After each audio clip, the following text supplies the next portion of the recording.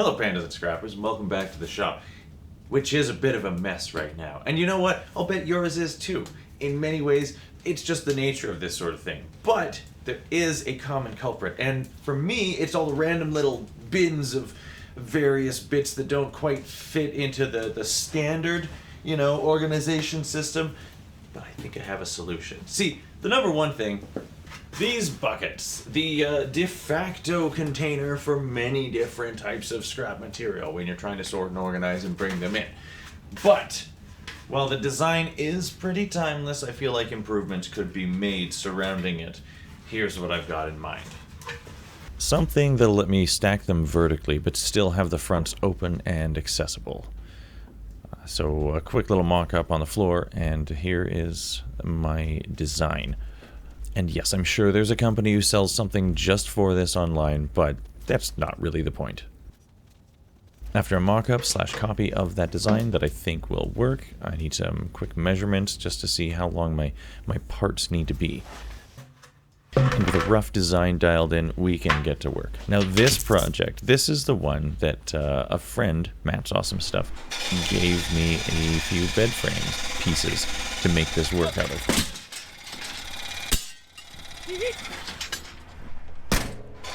Yeah. Thanks, bud. I've since collected a few extra pieces, and then we've got some bits and pieces of rebar as well, and that should be everything we need. Of course, the trick with using found materials is you do have to do a little bit of cleanup, but the price is right.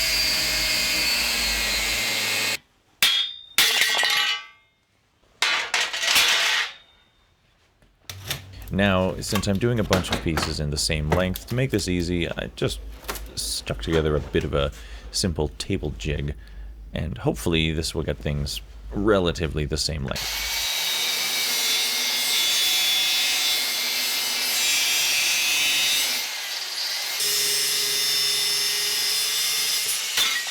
Now I've got my angle iron all cut to size. Don't worry about the holes, they don't matter. And I'm using the same technique for rebar. It worked pretty good.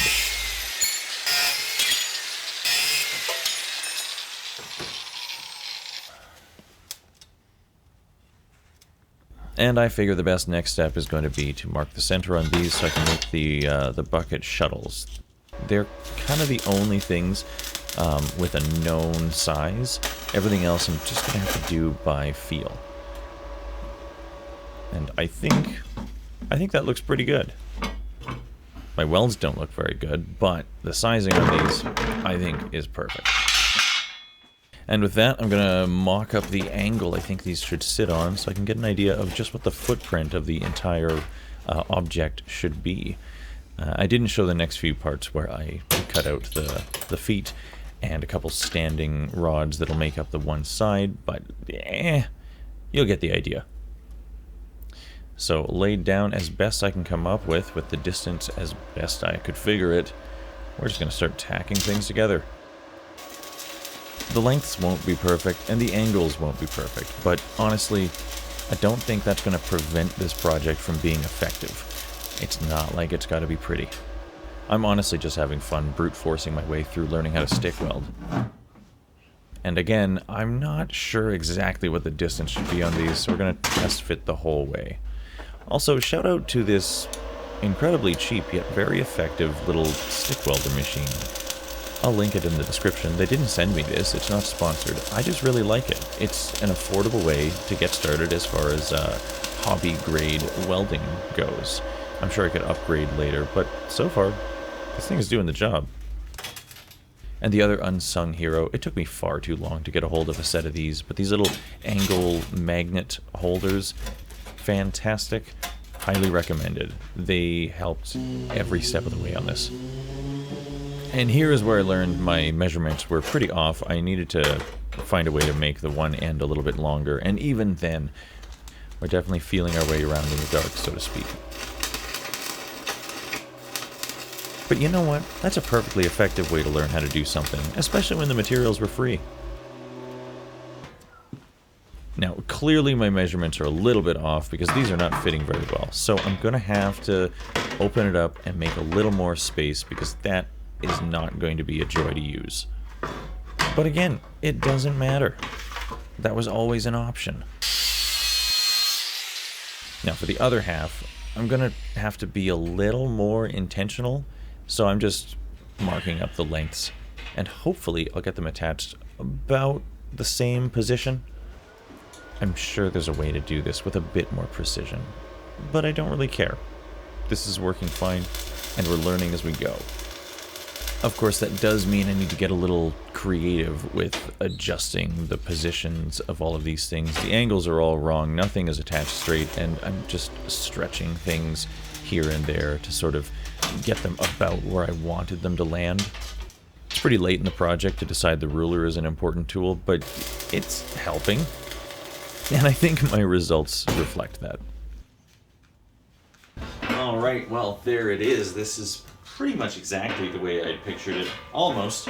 And it does a respectable job of storing up to 6 5-gallon pails. Now it does have a few shortcomings, primarily the space between. I wish I'd made it just a little bit taller so there were more spaces between here, because it can be a little clunky, a little fiddly to try and get that one in and out. It's not so bad, and also it got a little warped. I didn't do the measurements in every dimension as well as I should have, so it's a little wobbly. But it was a learning process, and I'm glad I paid attention, because then I made this one. This one is significantly better. Not only does it not wobble around, but it's got just a little bit extra height in between so that they're easy to get in and out. And it's got these little rails on the side, so they don't roll off, just in case they might have. I don't think it's very likely that they would have, but this way they won't. And I did a little bit of embellishment on the feet to make it cute. I think this is brilliant. This is exactly what I wanted, and I think every scrapper should probably put one of these together. However, I don't think a person really needs 2 of them, but that's okay, because I've got a plan. Never mind, changing plans. Yeah, the truth is I actually made this as a gift for somebody else, but I couldn't get a hold of them, which is unfortunate. I thought it'd be a much more interesting way to finish this video. But no matter, I will stash it, and I'll link up with them some other time when it's appropriate. No big deal. More importantly, it turned out exactly as intended. It's quite strong, and it seems to hold the buckets really, really well. So this is a definite improvement, and I think if you have the means, you should give it a try yourself. If anything, I might consider making it 1 bucket wider to hold a total of 9. It really just depends on how many different bits and pieces you're seeking a storage solution for. I think 6 is about right for me, but who knows? And let me know if you decide to build one, or if you've already done something like this and have suggestions as to better alternatives.